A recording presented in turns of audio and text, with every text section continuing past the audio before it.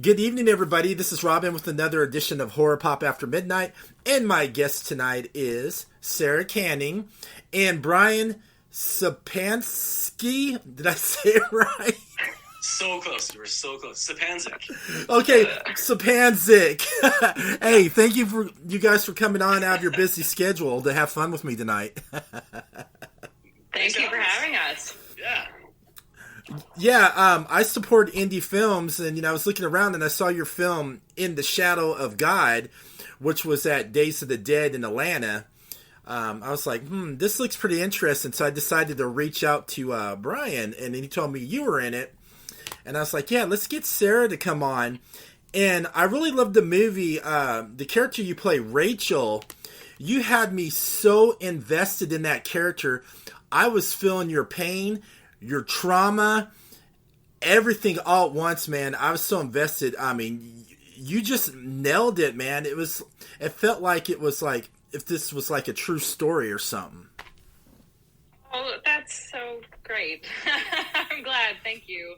Thank you for saying that. That was important to both Brian and myself for sure. That because for part of Rachel's journey, it's like almost like a silent film. In terms of we don't hear a lot from her certainly at the start of the film. So that was a really nice challenge for us, I think, to kind of let Brian's amazing atmospheric filmmaking and our the great production design kind of go hand in hand with perspective of everything, and just like a lot of internalizing, and of course she gets to go on a crazy journey at the end of the film. But I'm glad that translated for you. It did, and I loved the atmosphere, the woods, the cabin, and the cinematography played a good part of it, which made it into a good story too.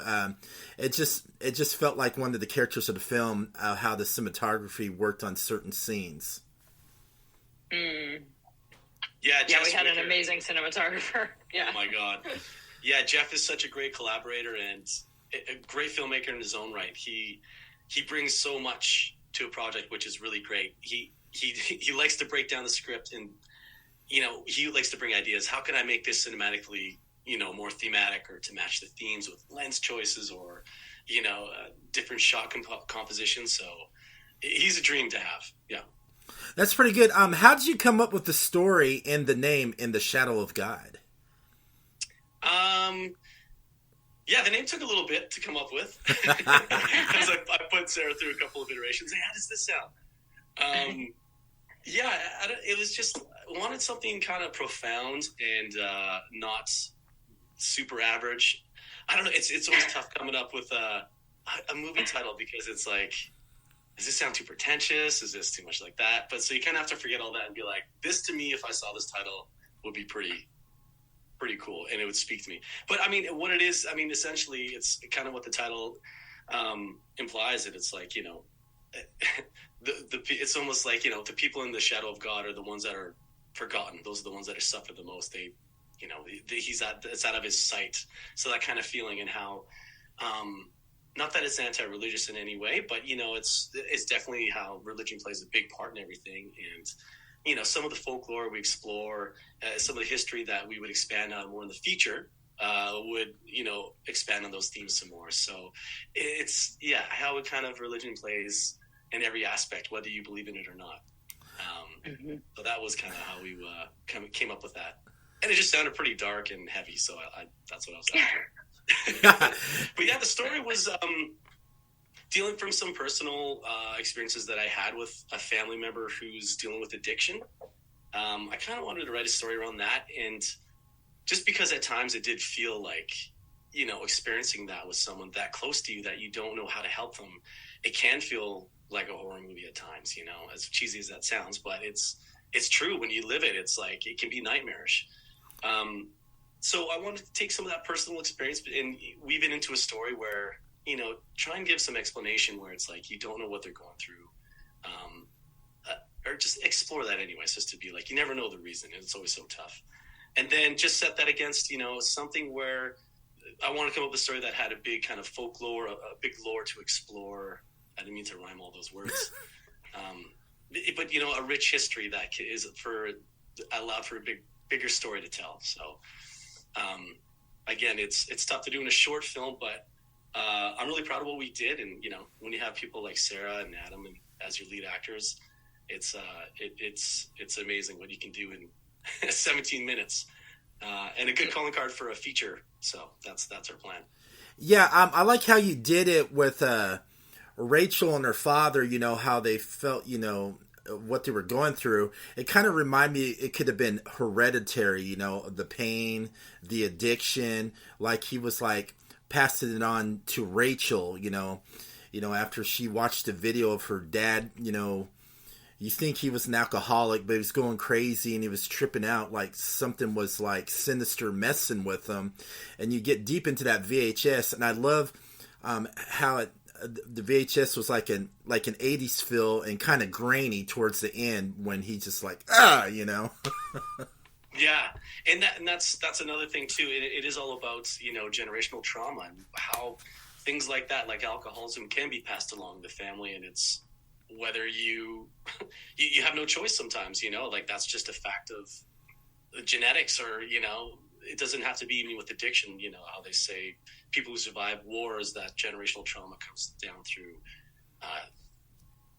different lineage of the family. So that was another thing that I thought would be interesting to explore, because you're right, it is.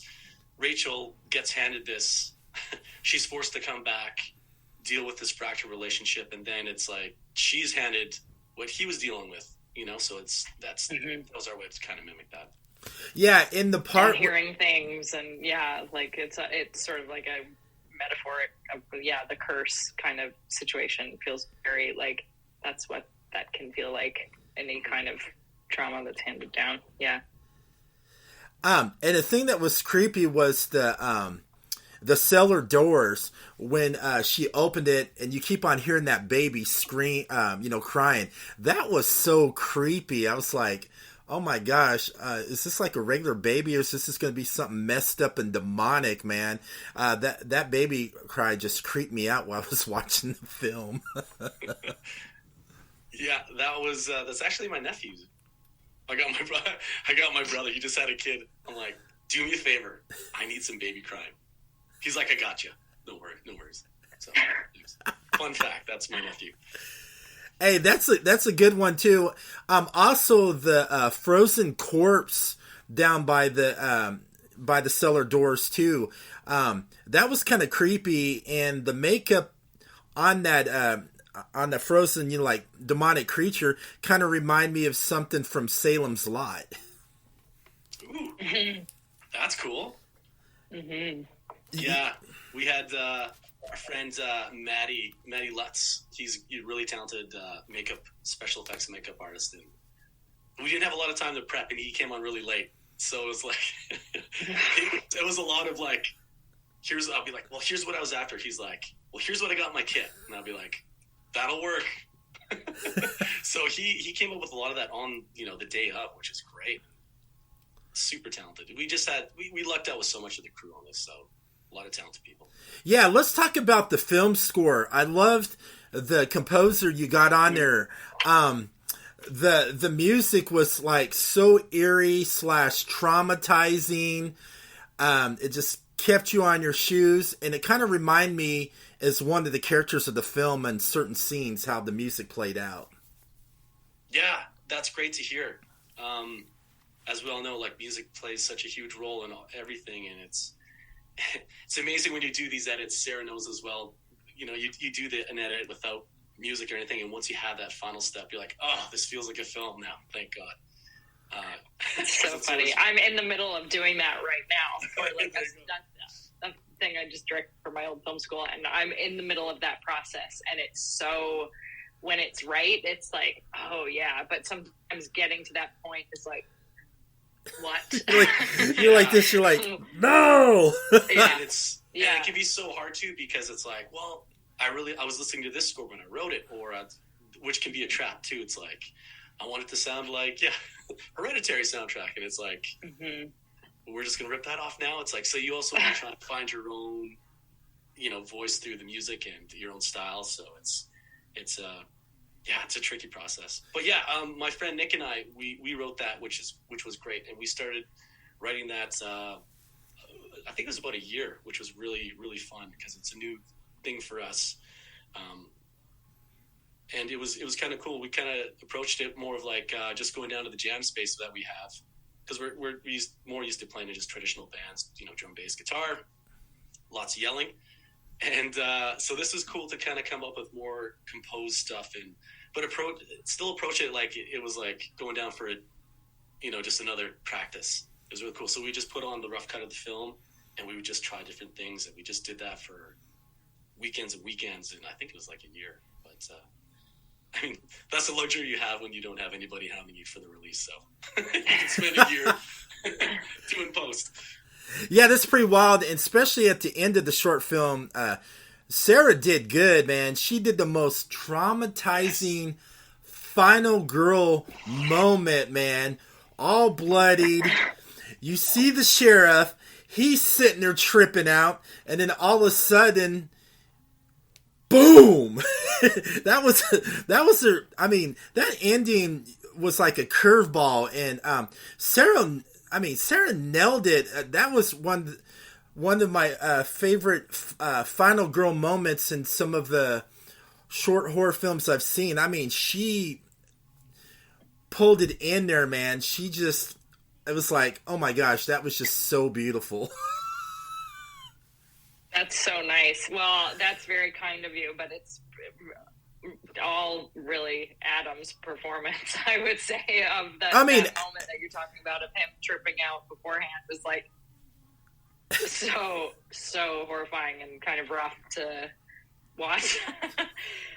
He's so great. He was a really great scene partner. And it was sort of a challenging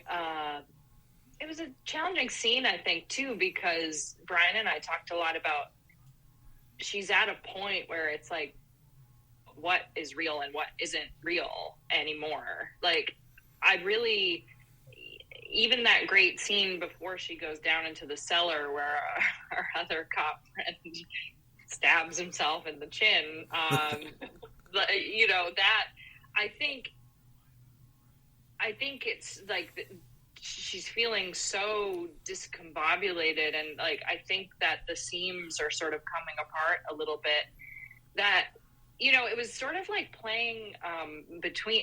I felt it was sort of like being between worlds a little bit, and so it's kind of funny for me to watch it because it's like I think her level of distress is almost like she doesn't know where to put it, like whether it's existing in reality or existing in her mind and her grief and her fear, or if it's really happening in front of her. So it's a strange one, kind of, but I'm glad that you felt the way you did. I did. I mean, Adam did good. Adam did good too. He nailed that too. He must have hung out at some psychiatric wards to get the mannerisms down. But but between you and Adam, you guys had that great chemistry, and you can tell because you guys were reading off each other. I mean, you guys were like on point on what to do in that scene too, which was I kind of noticed too. It was just like on point because you guys, were playing off each other, which made it a good scene. So yeah. Those two, it was really nice. Adam was a really nice surprise to get to because he came pretty late in the project. We were trying to cast that role, and then he was friends with our cinematographer, Jeff Swicker, and it's like, hey, I got this buddy Adam, and he had the most amazing IMDb pic. I was like, oh my God, do you know that, Sarah? He was like, was it amazing hair and this wicked mustache. He looked like this hard, like undercover cop or something. I'm like, yes. I'm like, awesome, please. And he was so keen to do it, which was great. And when you're doing an independent where there's no money, it's so great to have people who are that enthusiastic to be like, I'm in. let's go. Like, what are we shooting? Where are we going? We're going to go for 5 days on the Sunshine Coast. Cool. Like, okay, great. I really lucked out with everyone on this, but just to go back to touch on, Sarah's reactions and all that too. Yeah. It was really cool working with Sarah on that because, it was important to us also to ground this in reality as much as we could, because I find that scarier because a story like this can get fantastical, or if you decide to go that route, which is nothing wrong with it, but I think it was important to us I think if it's more real, it's more scary. And it's like, what if this was real life? So that's also, I think, another challenge that Sarah really nailed in this one, which is cool. Yeah. Also, tell me about that religious symbol with the apparition wearing the sheet. Was that some kind of like a demonic type of ritual thing? What was up with the symbol? Well, first of all, it wasn't a sheet. It's a high-end costume. It looked like a sheet, but okay. I'm kidding. It was just, I know. Hey, did you pull? I'm trying to play it up. Hey, did you pull that out of your clean sheet linen closet? No, it was an old blanket. Thank you. Yeah, it was our art director Courtney, who's also fantastic, came up with the symbol. I had an idea for a symbol, but yeah, it's really tricky with symbols because it's so much can mean so many different things, especially if you pull from history. Like, so it can be troublesome. And I think we had one that she was like, I don't know, that might be leaning towards something that might be you don't want to put in a film. I was like, oh, good, thank you for letting me know. So she found that one, and it was actually a symbol that it translated to banishment, which played into our story. That's pretty wild. I liked it. I thought the symbol was cool. I looked online. I was trying to figure out what it was too. I was like, I got to find out what the symbol is. I'm glad you added in the film, and I can sure tell you this short film won't be shown on PureFlix. Why is that more PG? No, PureFlix is a Christian film. Got it. I had to add that on there, man. Got it. Well, who knows? Maybe the next one that Sarah and I do will be aimed for PureFlix. Exactly. Yeah. All right, Brian.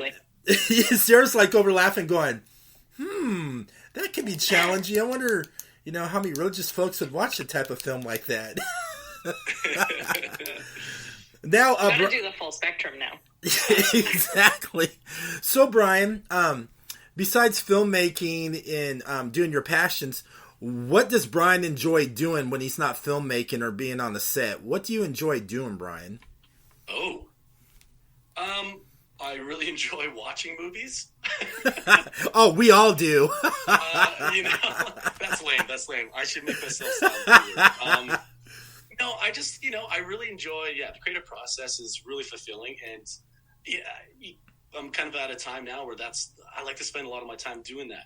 However, I also have a pretty easily twisted arm if friends want to go for a couple of beers somewhere. So that can be my kryptonite. But, I just really love the creative process and just learning more about it, trying to get better at it. And how about you, Sarah? What do you like to do? I bet Sarah probably has some interesting things she likes to do. I do. I think I have some interesting things I like to do. I love being outside. I'm a very, I grew up, as I mentioned earlier, I grew up in Newfoundland on the east coast of Canada. And so my ideal situation is probably being there and able to, hike, amongst the cliffs and be blueberry picking and, in the winter, skating outside is my absolute favorite thing to do. So I try to get outside as much as I can. It's, and basically anything outside. I was saying to my parents the other day, because I've been having to spend a lot of time in front of a computer as I'm doing my own edit right now. I was sort of I think I'm in another life, maybe a park ranger. I don't know. I think I'm Smokey the Bear in another life or something. I don't know. I just get very like more and more as I get older. It's funny. I have to, like, I'm like a German Shepherd. I have to, like, go for several walks a day. I also just I love movies too, and I love reading, and I love, I don't know, dancing around. I like a lot of things. I never get bored. I find it fascinating when people say they're bored. So that's kind of a nice, lucky trait I've inherited, I suppose, where I just, like, I don't get bored ever. Life's too interesting. All right. I got another question for you too, Sarah. So how much fun did you have doing the Vampire Diaries? It was really fun. It was really fun. It's so funny you ask, because I was just doing, right before this, a video, because I'm going to be at a Vampire Diaries convention in a couple months, which it takes place in Covington, Georgia, which is where we shot the show. And it's kind of a trip, like, getting everybody back together again, because I was at the same convention in October, and there were, like, between the Vampire Diaries and its two spin-off shows, the originals and legacies, there were, I think, at least 20 actors. And it's the first time I'd been at something like that, where it really felt like a high school reunion, like, bizarre, but really fun. Yeah, it was great. It feels like another lifetime, just because I was killed off that show, I guess, 12 years ago. And there have been such great chapters of work since then in all kinds of genres and mediums too, you know, that it feels like, wow, remember those days?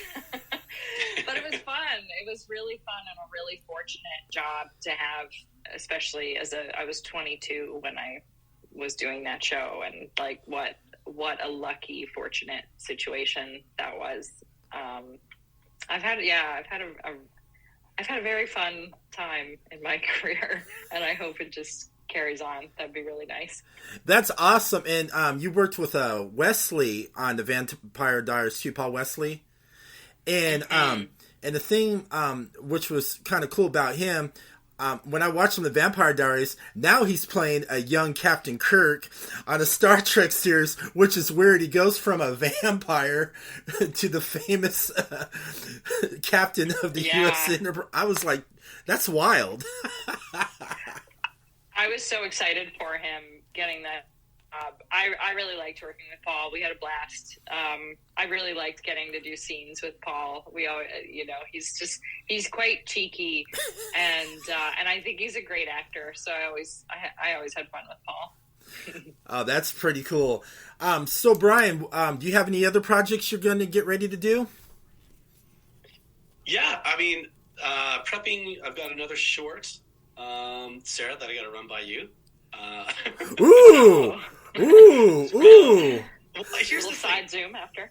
Yeah, right? I mean, here's the thing. After you work with Sarah, it's like, so can we do every project together? Like, is that okay?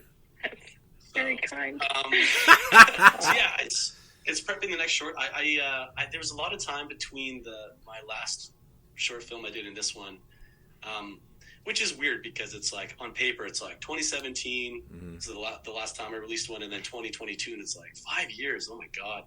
But I didn't really stop, and I think a lot of filmmakers feel that same way too. It's hard to get a film off the ground. So I would really like to try and get some shot this year if I could. Yeah, and then other than that, you know, constantly working on this pitch for the feature on this one, because I'd love to see this realized. That would be amazing. Oh, me too. And if you ever, if this ever happens, I will come all the way to Canada to go see the red carpet premiere of that. Hell yeah!